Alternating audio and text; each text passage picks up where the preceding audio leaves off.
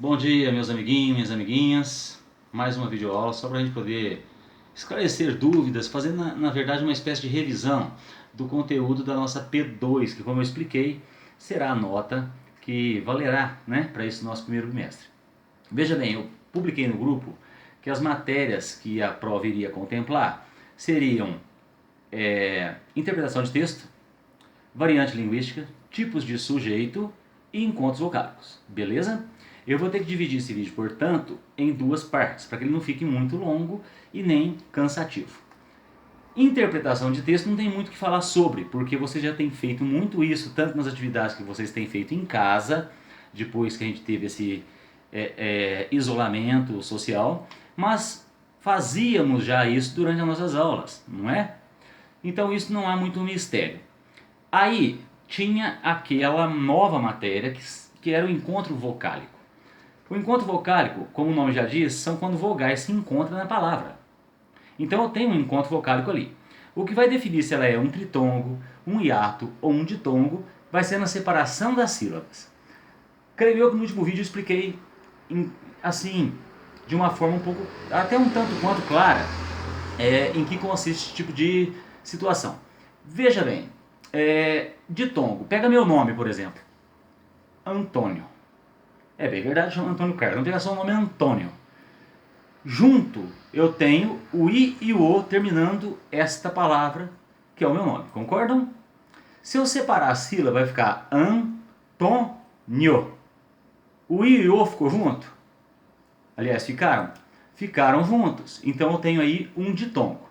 Crescente, porque qual que é a vogal que soa mais forte quando eu falo Antônio? É o I ou é o O da última sílaba? É o O. Então ele está crescendo, certo? Ficou, portanto, junto na mesma sílaba. Aí eu pego, por exemplo, a palavra, um verbo, irei. Irei.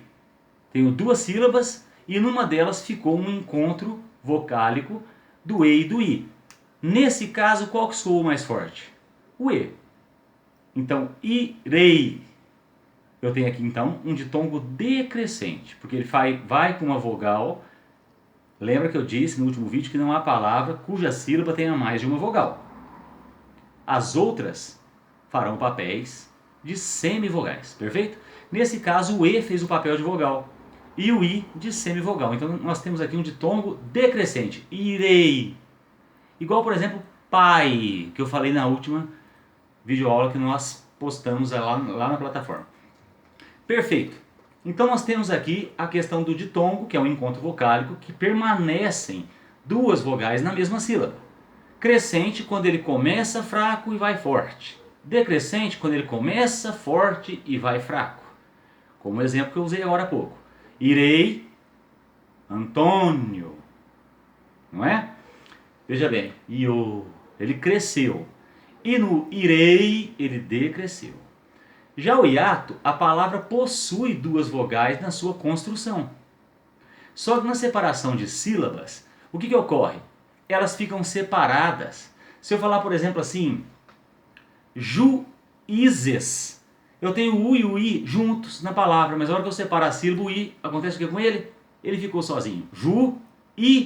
Juízes. Então eu tenho aqui uma questão de hiato.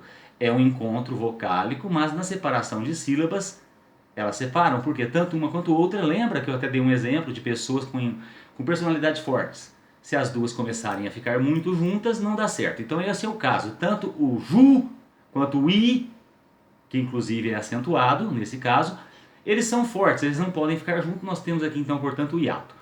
O tritongo é quando eu tenho uma palavra que três vogais do A, E, I, O, U, três permanecem numa única sílaba. Se eu falar, por exemplo, Paraguai, qual delas soa mais forte?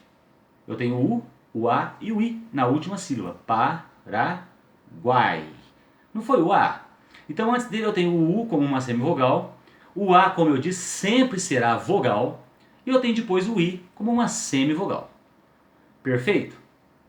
Então, o ditongo ele pode ser crescente ou decrescente. O hiato é quando, na separação silábica, as duas vogais que estavam juntas na palavra não ficaram mais. Então chama-se hiato, separaram. E o tritongo é quando permanecem 3 das conhecidas vogais numa mesma sílaba, valendo lembrar que algumas farão papel aí de semivogal.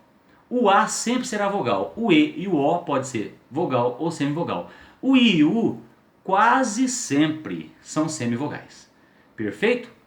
Olha, eu vou parar o vídeo aqui para a gente entrar no outro assunto da gramática, perfeito? Para que vocês possam entender com mais clareza.